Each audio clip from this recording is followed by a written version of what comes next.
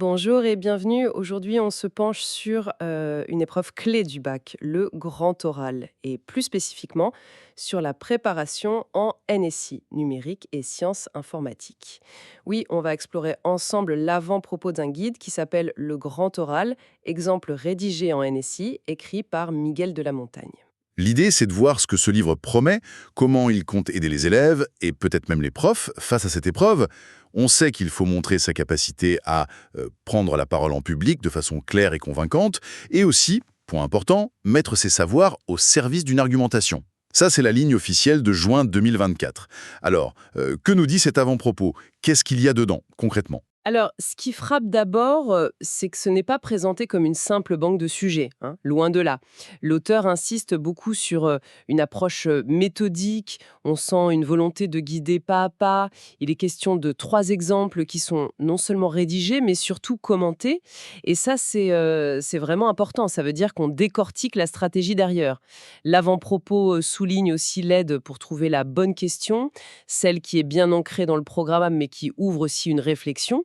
Et puis bien sûr la construction du raisonnement, avec même une mention de la structure thèse-antithèse. Donc l'idée, c'est vraiment un accompagnement de la recherche de la question jusqu'à la préparation de l'échange final avec le jury. C'est assez complet comme programme annoncé. Cette idée de méthode de pas à pas, c'est intéressant. Parce que l'épreuve, l'avant-propos le dit bien, c'est ni une récitation, ni une improvisation. C'est un équilibre délicat à trouver. Comment est-ce que ce guide, d'après ce texte introductif, aide justement à naviguer entre ces deux écueils? Eh bien justement, en donnant des modèles, oui, mais surtout en les expliquant. L'idée, c'est pas de fournir du prêt à penser, mais de montrer comment ça fonctionne, la mécanique de l'argumentation, comment on structure une réponse claire. Et il y a un point essentiel qui est mentionné, la préparation à l'échange, anticiper les questions possibles du jury. C'est là qu'on sort de la pure récitation pour entrer dans une vraie discussion, une interaction. Ce qui est vraiment mis en avant, c'est cet objectif de relier les connaissances techniques de NSI, qui peuvent être parfois un peu abstraites, à une réflexion, disons, plus citoyenne, plus critique sur le monde qui nous entoure. L'avant-propos insiste là-dessus, et ça colle parfaitement avec l'esprit de l'épreuve. Utiliser ce qu'on a appris pour réfléchir, pour argumenter sur des enjeux actuels. Et est-ce qu'on a une idée, même vague, du type de sujet NSI qui pourrait être traité dans les exemples? Plutôt technique ou justement orienté société? L'avant-propos reste assez général là-dessus, il ne liste pas les thèmes, mais l'accent mis sur la réflexion critique suggère fortement qu'on va dépasser le simple exercice technique.